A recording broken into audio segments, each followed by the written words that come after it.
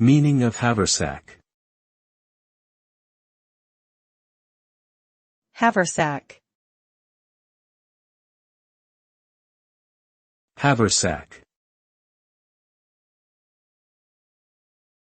Haversack. Haversack.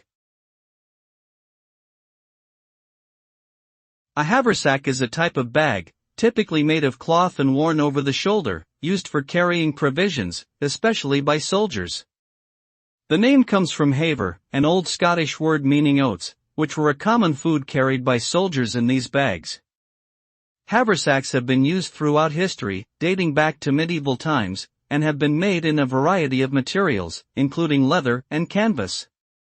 They are still used today by military personnel and hikers as a lightweight and convenient way to carry supplies on the go.